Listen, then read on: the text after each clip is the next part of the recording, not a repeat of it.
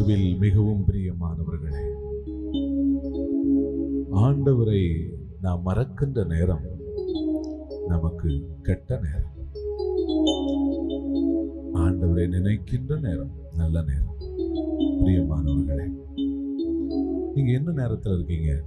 நல்ல நேரத்தில் இருக்கீங்களா? கெட்ட நேரத்தில் இருக்கின்றீர்களா? உடைய நினைவுகளிலே, சிந்தனைகளிலே எப்பொழுதும் தெய்வம் இருக்கும்போது எல்லா நேரமும் நல்ல நேரமே. உங்க வாழ்க்கையில நல்ல நேரம் ஆரம்பிக்கணுமா? நலமான காரியங்கள் உங்க வாழ்க்கையில ஆரம்பிக்கணுமா? இயேசுவை நினைங்க. உடைய உள்ளத்துல அப்பாவை நினைங்க, ஏசப்பாவை நினைங்க.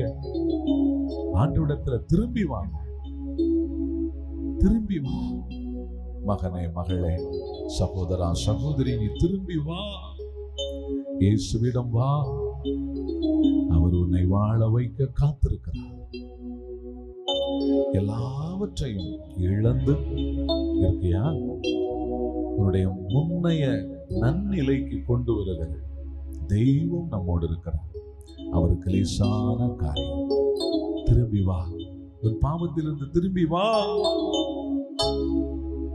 மனம் வருந்து மன்னிப்பு கேள். வா, இயேசுவண்டை வா.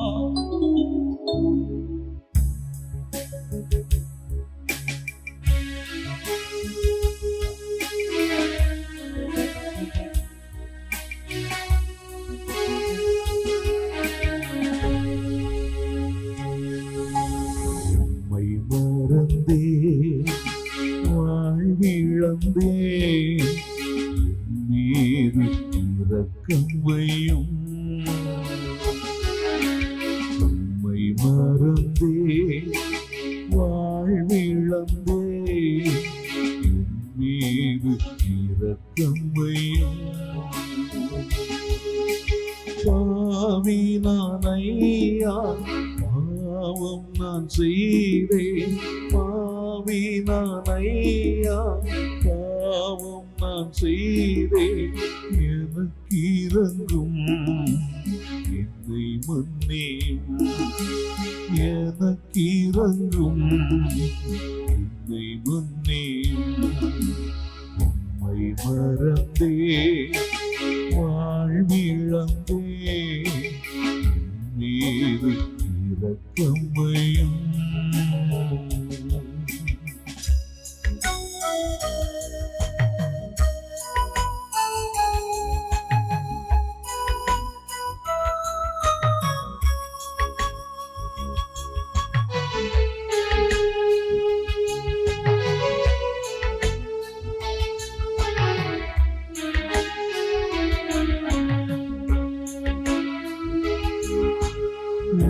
அன்பை மறந்து அருளினை துறந்து இருளிலே நான் வாழ்ந்தேன்.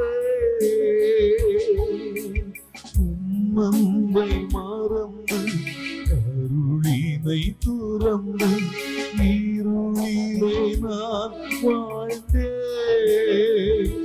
பாவ இருளிலே நான் வாழ்ந்தேன். பாவ இருளிலே நான் வாழ்ந்தேன். உம்மை மறந்தே வாழ்விழந்தே, மீது இரக்கம் வையும்.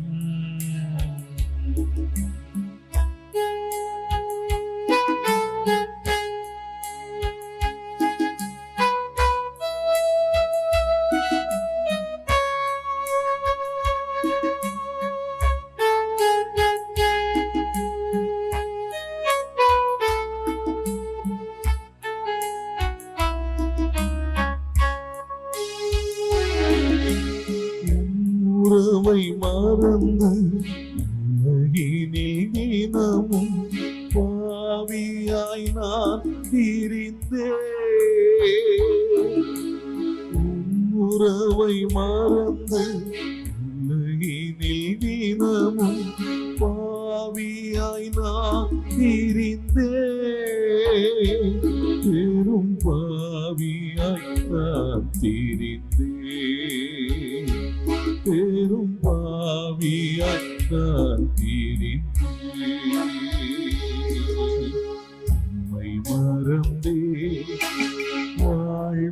வாழ்விழந்தேன் மீது இரக்கமையும்.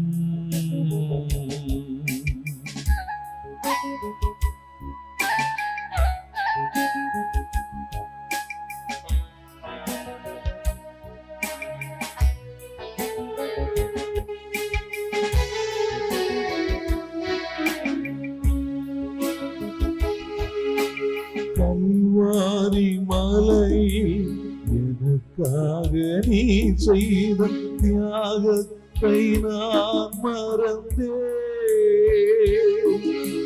கல்வாரி மலையில் எனக்காக நீ செய்த தியாகத்தை நான் மறந்தேன். தியாகத்தை நான் மறந்தேன்.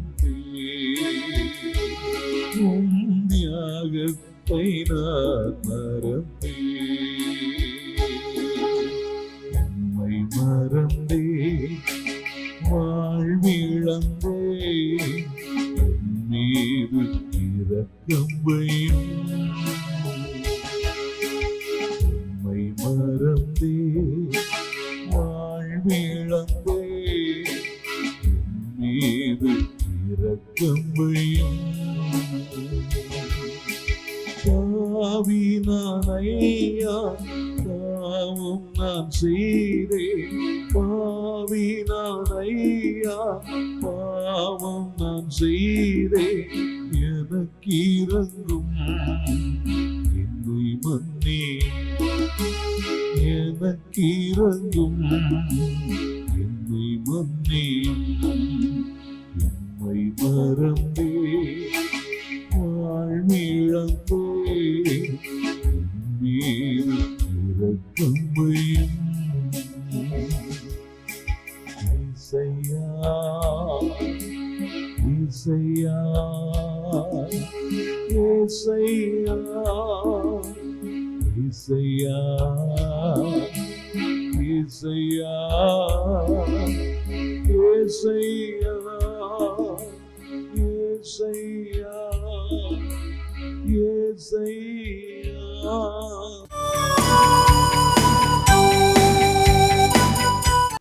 அன்பிற்குரிய இறைமக்களே, இந்த நாளில் உங்களை சந்திப்பதிலே பெருமகிழ்ச்சி கொள்கிறோம். ஆண்டவர் இயேசு உங்களையும் உங்கள் குடும்பங்களையும் ஆசீர்வதிப்பாராக.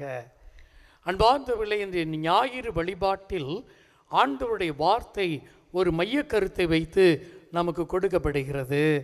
அதாவது, வறியவர்களுக்காக ஆண்டவர் செயல்படுவார், திக்கற்றவர்களுக்காக ஆண்டவர் செயல்படுவார். அன்பார்ந்தவர்களை, ஒரு நிகழ்வை நான் உங்களிடம் பகிர்ந்து கொள்கிறேன்.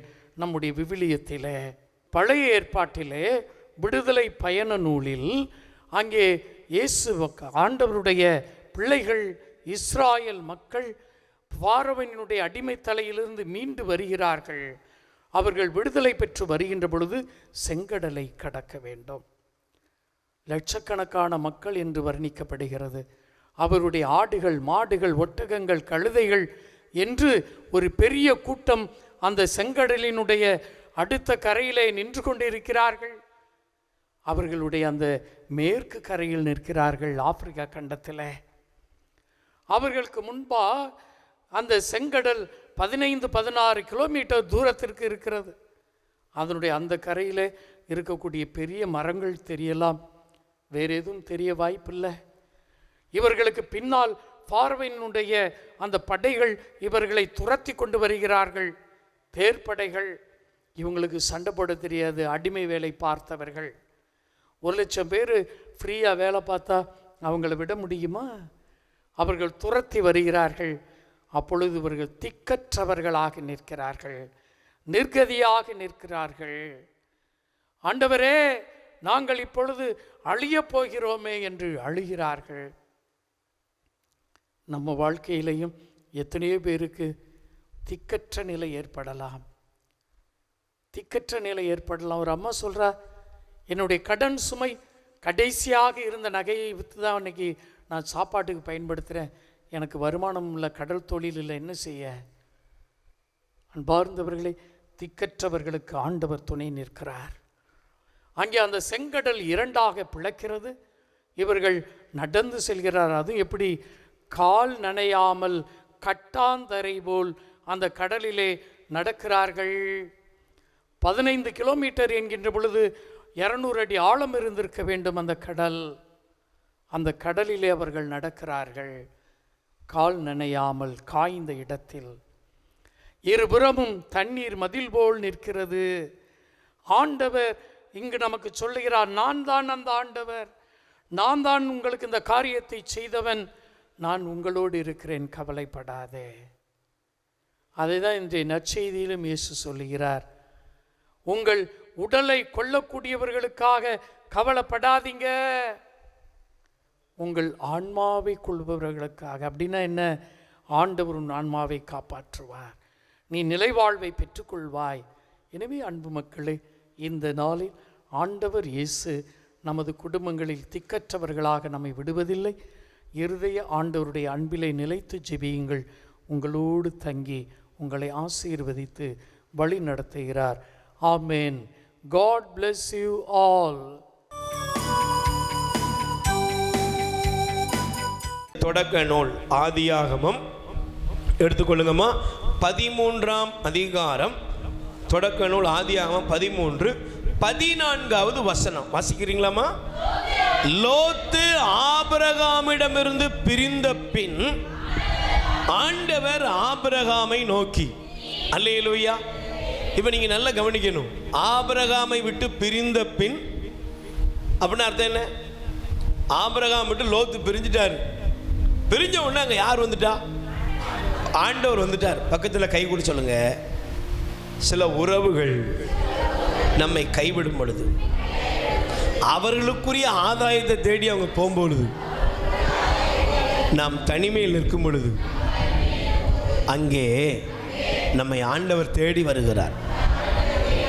நம்மளை யார் மட்டும்தான் தேடி வருவா? அவங்களாம் தேடி வர மாட்டாங்க. அல்லேலூயா. சொந்தமும் இல்லை, பந்தமும் இல்லை. அல்லேலூயா.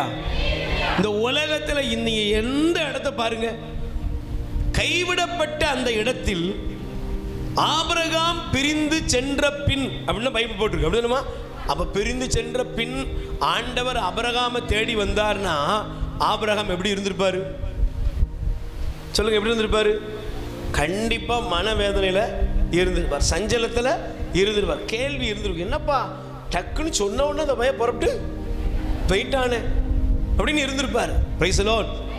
ஆனா அதுல என்ன தெரியுமா இருக்கு? தேவன் ஆபிரகாமை நோக்கி, நீ இருக்கும் இடத்திலிருந்து உன் கண்களை உயர்த்து. அல்லேலூயா. பக்கத்தில் கை கொடுத்து சொல்லுங்க.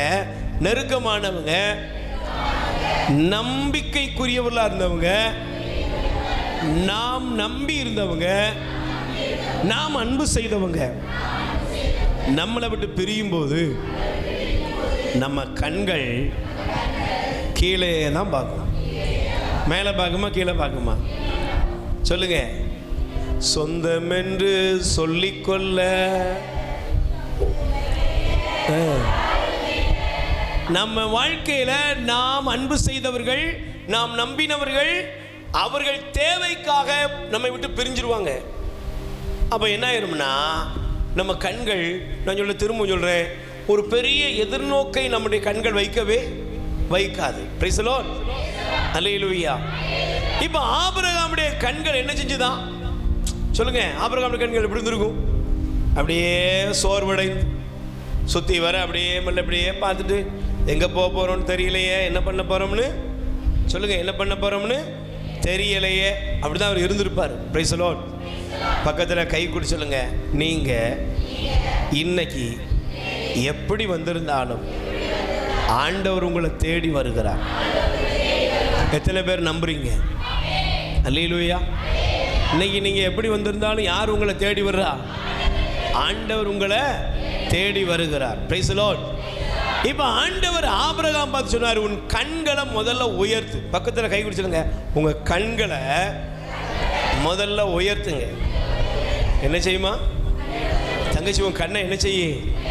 அக்கா, உன் கண்ணை என்ன செய்ய? உன் மகன்தான் வாழ்க்கை, உன் மகாதான் வாழ்க்கை, உன் நண்பர்கள் தான் வாழ்க்கை, இல்லைன்னா இவங்க தான் வாழ்க்கை, இவங்க இல்லைன்னா என்ன செய்வேன், இப்படி எல்லாம் நீ நினச்சிக்கிட்டே இப்படி இருந்த பத்தியா? இதனுடைய விளைவு என்னன்னா, நீ அப்படியே ஜடம் போல கிடக்கிற. Praise the lord. முக்கிலேயே முடங்கிட்ட. அல்லேலூயா. ஆனா ஆண்டவர் சொல்றாரு, இல்லப்பா, உன் கண்களை எழுந்து படிமா. ஆண்டவர் சொல்றாரு, பாருப்பா, நீ இருக்கும் இடத்திலிருந்து உன் கண்களை உயர்த்தி வடக்கே, தெற்கே, கிழக்கே, மேற்கே பார். அல்லேலூயா. பக்கத்துல கை கூடி சொல்லுங்க, யார் உங்களை விட்டு பிரிஞ்சு போனாலும், யார் கைவிட்டாலும், யார் மறந்தாலும், தெய்வம் நம்மோடு இருக்கிறார். கண்களை உயர்த்துங்க. உங்க பார்வை உங்களுக்கு முன்பாக தேவன் வைத்திருக்கிற நன்மைகளை நோக்கி இருக்கட்டும், ஆசீர்வாதங்களை நோக்கி இருக்கட்டும். அவர் உங்களுக்குன்னு வைத்திருக்கிற அந்த நன்மைத்தனத்தை பாருங்கள். அல்லேலூயா. நீ அப்படியே குண்டு சட்டிக்குள்ள என்ன செய்யற, குதிரை ஓட்டுறோம் சொல்லணும்ல, அப்படியே ஒரு சின்ன வட்டத்துக்குள்ள இருக்கிற. ஆண்டவர் சொல்றாரு, இந்த வட்டம் இல்லாம வாழ்க்கை, இதை தாண்டி உனக்கென்று நான் ஆசீர்வாதத்தின் எல்லைகளை வைத்திருக்கிறேன். அல்லேலூயா. சகோதரியே, சகோதரனே, தெய்வம் உங்களுக்கும் எனக்கும் ஆசீர்வாதத்தின் எல்லைகளை வைத்திருக்கிறார். ஆமென். அல்லேலூயா. ஆண்டவர் எனக்கும் உங்களுக்கு என்னமா வச்சிருக்கிறாரு? ஒரு ஆசீர்வாதத்தோட எல்லையை வைத்திருக்கார். நீ என்ன கிடக்கிற? அப்படியே கிடக்கிற. ஒரு கோழி தன்னுடைய குஞ்சுகளை அடை காத்தது. அதுல சில விஞ்ஞானிகள் என்ன பண்ணாங்கன்னா, கொஞ்சம் ஒரு கழுகினுடைய முட்டையும் கொண்டு போய் அதில் வச்சாங்களாம். இப்போ கழுகுடைய முட்டையும் கோழியுடைய முட்டைகளும் எல்லாம் குஞ்சு பொரித்தது. இப்போ கோழி குஞ்சோடு சேர்ந்து கழுகு குஞ்சும் வளர்கிறது. Price the Lord. ஆனால் இந்த கழுகு குஞ்சும் கோழி குஞ்சோடு சேர்ந்து வளர வளர அது என்ன செஞ்சது? அப்படியே கோழி குஞ்சு என்ன செய்யும்? அப்படியே அந்த புழு பூச்சி இதே என்ன செய்யும்? டச் பண்ணிகிட்டே போகும். Price the Lord. இதே போல அது இருந்ததுதான். ஒரு நாள் இந்த கழுகு குஞ்சானது தன்னுடைய கண்களை உயர்த்தி பார்க்க ஆரம்பிச்சுதான். அல்லேலூயா. தனக்கு மேலாக ஏதோ வித்தியாசமாக பறக்கிறது. Price the Lord. இப்போ அதனுடைய ரெக்கைகளை அது உயர்த்தி பார்த்ததான். அல்லேலூயா. சொல்லுங்க அல்லேலூயா. அப்பதான் அதுக்கு தெரிஞ்சுதான், இந்த கோழி குஞ்சுகள் வேற, நான் வேற. Price the Lord. சில நேரங்கள் அப்படியே புழு பூச்சியே பார்த்து மடிஞ்சு போற ஜனங்களை போல நானும் மடிய வேண்டிய அவசியம் இல்லை. ஏதோ வந்தோம், போனோம், சாப்பிட்டோம், எடுத்தோம், தலையெழுத்து அப்படியே பேசி புலம்பி சாகிற ஒரு கூட்டம் இது எல்லா மனுஷன்லையும் இருக்குது. நானும் அதே கூட்டத்தில் தான் இருக்கிறேன். ஆனால் எனக்கு ஒரு டிஃப்ரெண்ட் இருக்கு. என்ன தெரியுமா? என் தேவன் என்னுடைய வாழ்க்கையில் அவர் மாற்றத்தை தரக்கூடியவர். ஆமென். அல்லேலூயா. இந்த கழுகு குஞ்சானது தன் ரெக்கைகளை உயர்த்தியது. அது நான் இந்த சூழ்நிலையிலே இந்த இடத்தில் இருக்க வேண்டியவன் அல்ல என்பதை அது உறுதி செய்து அது மேலே பறக்கிறதை போல தானும் பறக்க ஆசைப்பட்ட பொழுது அதனுடைய ரெக்கைகள் விரிந்தது, அது உயரே பறந்தது, அது வெற்றியை நோக்கி பயணித்தது. கை தட்டுங்கப்பா. இன்னைக்கு உங்கள் வாழ்க்கையில் நீங்கள் தயவு செய்து எடுக்கணும். ஒருவேளை நீங்கள் அடைபட்ட ஒரு வாழ்க்கையில் இருக்கலாம், ஒருவேளை பலவீனமான வாழ்க்கையில் இருக்கலாம், ஒருவேளை கலங்கி தவிக்கிற வாழ்க்கையில் இருக்கலாம், ஒருவேளை எல்லாரும் நம்ம வைத்து நம்மளை கழுத்தை அறுத்துட்டாங்களே, இதுக்கு மேலே ஒன்றும் பண்ண முடியாத அப்படிங்கிற நிலைமையில் நீ வந்திருக்கலாம். நீ எந்த அடிமட்டமாக இருக்கலாம், ஜீரோவாக இருக்கலாம். ஆனால் இயேசுவின் நாமத்தில் சொல்கிறேன், ஜீரோவான உன்னை ஹீரோவாக்குற தெய்வம் உன்னோடு இருக்கிறார். அல்லேலூயா. இந்த உலகத்தில் எப்பேற்பட்ட மனிதன் எந்த தள்ளப்பட்ட சூழ்நிலையாக இருந்தாலும் அந்த இடத்திலே அவனை உயர்த்துவதற்கு இயேசு இருக்கிறார்.